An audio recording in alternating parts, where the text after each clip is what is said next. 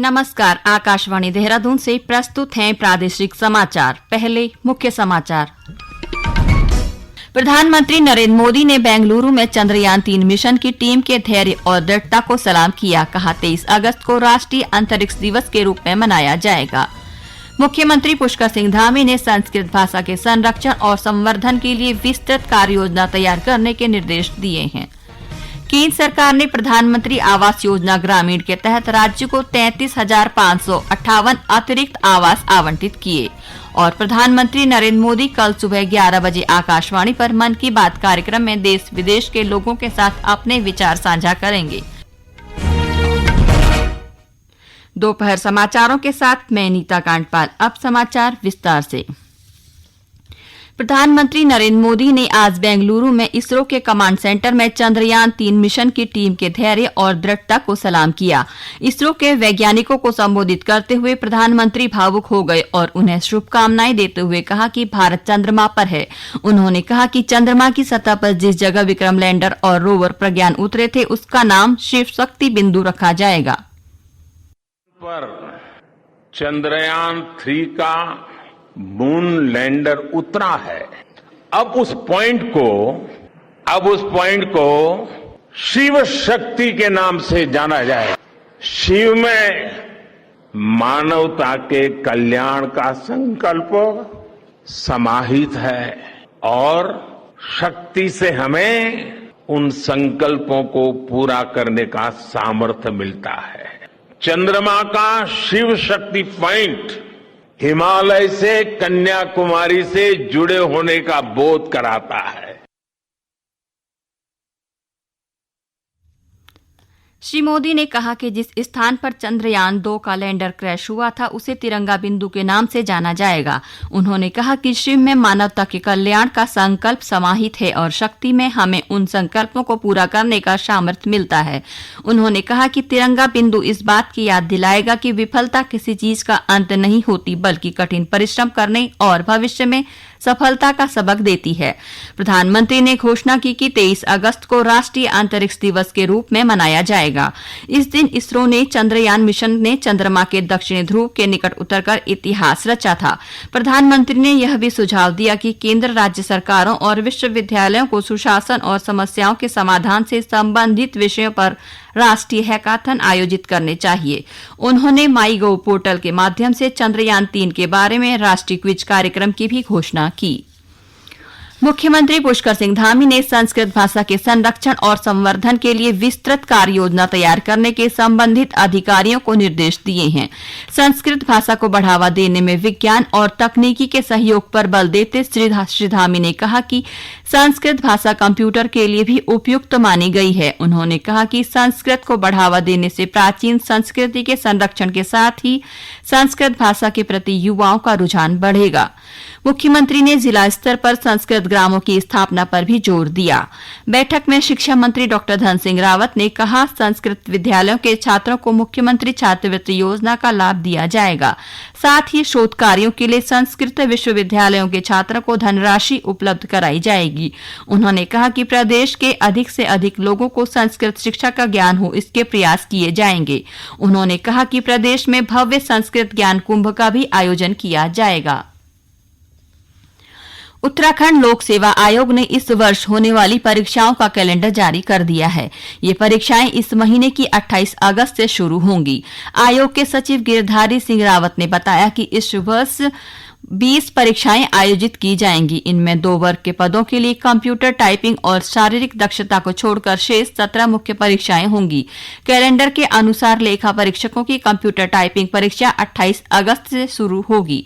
One विभाग की one आरक्षी परीक्षा अक्टूबर में होगी। इसी तरह बंदी रक्षक मुख्य परीक्षा 15 अक्टूबर, परिवहन निगम की संभागीय निरीक्षक मुख्य परीक्षा 16 और 17 अक्टूबर, मानचित्रकार प्रारूपकार की मुख्य परीक्षा 5 नवंबर, रेशम विभाग, शहरी विकास विभाग की सहकारिता पर्यवेक्षक एवं पर्यावरण पर्यवेक्षक समूह ग की मुख्य परीक्षा 19 नवंबर और शहरी विकास विभाग की सफाई निरीक्षक मुख्य परीक्षा 3 दिसंबर को होगी।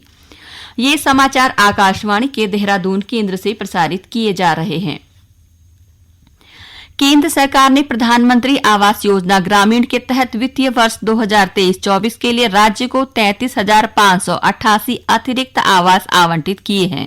इसके लिए मुख्यमंत्री पुष्कर सिंह धामी ने प्रधानमंत्री नरेंद्र मोदी और केंद्रीय ग्राम्य विकास मंत्री गिरिराज सिंह का आभार व्यक्त किया है।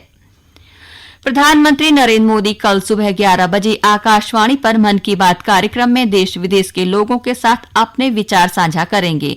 यह इस मासिक रेडियो कार्यक्रम की 104वीं कड़ी होगी। यह कार्यक्रम आकाशवाणी और दूरदर्शन के समूचे नेटवर्क पर प्रसारित किया जाएगा।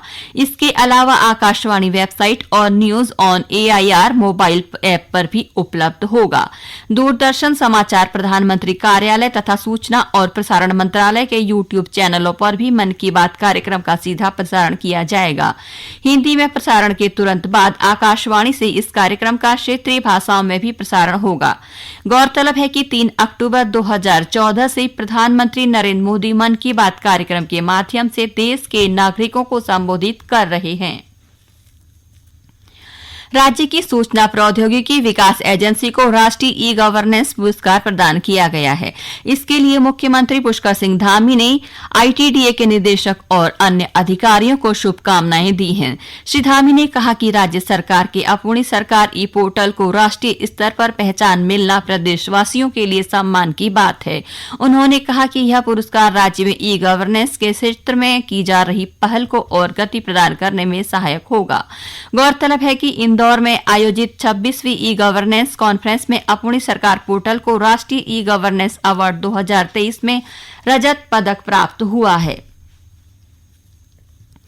69वें राष्ट्रीय फिल्म पुरस्कारों की सूची में प्रदेश की 2 लघु फिल्म पातालती के लिए बिट्टू रावत को बेस्ट सिनेमेटोग्राफी और बेस्ट नॉन फीचर फिल्म के लिए सृष्टि लखेड़ा की गढ़वाली फिल्म एक था गांव को चयनित किया गया है। इस उपलब्धि के लिए मुख्यमंत्री पुष्कर सिंह धामी ने दोनों फिल्मों के सभी सदस्यों को शुभकामनाएं दी हैं। मुख्यमंत्री ने कहा कि राज्य के इन युवाओं ने अपनी प्रतिभा के बल पर हिमालयी सरोकारों और पलायन जैसी गंभीर समस्या को राष्ट्रीय फलक पर लाने का काम किया है। उन्होंने कहा कि ये फिल्में समाज को दिशा देने के साथ ही युवाओं को प्रेरणा देने का भी काम करेंगी। नैनीताल और हल्द्वानी शहर की यातायात व्यवस्था को बेहतर करने के लिए सरकार प्रयासरत है। इसी क्रम में मुख्य सचिव डॉक्टर SS संधू ने नैनीताल और हल्द्वानी शहरों के मार्गों के चौड़ीकरण, चौराहों के सुधारीकरण के साथ ही विभिन्न स्थानों पर पार्किंग सुविधाएं विकसित करने के जिलाधिकारी को निर्देश दिए। डॉक्टर संधू ने दोनों शहरों की यातायात व्यवस्था को सुधारने के लिए जाम से ग्रस्त चौराहों और बॉटलनेक चिन्हित कर उनमें यातायात विशेषज्ञों के माध्यम से सुधारीकरण कार्य करने को कहा। मौसम विभाग ने आज से 28 अगस्त तक प्रदेश के गढ़वाल और कुमाऊं मंडल के अधिकांश जिलों में बारिश का येलो अलर्ट जारी किया है। विभाग के अनुसार अगले 2 दिन गढ़वाल के देहरादून, चमोली, रुद्रप्रयाग, टिहरी, पौड़ी और उत्तरकाशी जिलों में कहीं कहीं तेज बारिश का अनुमान है, जबकि कुमाऊं के पिथौरागढ़, बागेश्वर, चंपावत, नैनीताल और अल्मोड़ा जिलों में भी यही स्थिति बनी रहेगी। प्रधानमंत्री नरेंद्र मोदी ने कहा है कि भारत और ग्रीस वर्ष 2030 तक द्विपक्षीय व्यापार दोगुना करने पर सहमत हो गए हैं। एथेंस में ग्रीस के प्रधानमंत्री किरियाकोस मिट्सोटाकिस के साथ संयुक्त संवाददाता सम्मेलन में प्रधानमंत्री मोदी ने कहा कि आपसी व्यापार तेजी से बढ़ रहा है और आने वाले वर्षों में इसे और बढ़ाया जाएगा। श्री मोदी ने ग्रीस के निवेशकों को भारत की विकास गाथा का हिस्सा बनने के लिए आमंत्रित किया। प्रधानमंत्री ने कहा कि दोनों देशों ने भागीदार को महत्वपूर्ण बनाने का निर्णय लिया है। ग्रीस के प्रधानमंत्री ने कहा कि भारत और ग्रीस के संबंधों में काफी प्रगति हुई है और दोनों देशों के बीच आपसी सहयोग की व्यापक संभावनाएं हैं। ग्रीस की राष्ट्रपति कतरीना स्केलरोपोलू ने प्रधानमंत्री नरेंद्र मोदी को grand cross of the order of honour से सम्मानित किया। अंत में मुख्य समाचार एक बार फिर। प्रधानमंत्री नरेंद्र मोदी ने बेंगलुरु में चंद्रयान 3 मिशन की टीम के धैर्य और दृढ़ता को सलाम किया। कहा 23 अगस्त को राष्ट्रीय अंतरिक्ष दिवस के रूप में मनाया जाएगा। मुख्यमंत्री पुष्कर सिंह धामी ने संस्कृत भाषा के संरक्षण और संवर्धन के लिए विस्तृत कार्य योजना तैयार करने के निर्देश दिए हैं। केंद्र सरकार ने प्रधानमंत्री आवास योजना ग्रामीण के तहत राज्य को 33,558 अतिरिक्त आवास आवंटित किए और प्रधानमंत्री नरेंद्र मोदी कल सुबह 11 बजे आकाशवाणी पर मन की बात कार्यक्रम में देश विदेश के लोगों के साथ अपने विचार साझा करेंगे। इसके साथ ही प्रादेशिक समाचार का ये बुलेटिन समाप्त हुआ। नमस्कार।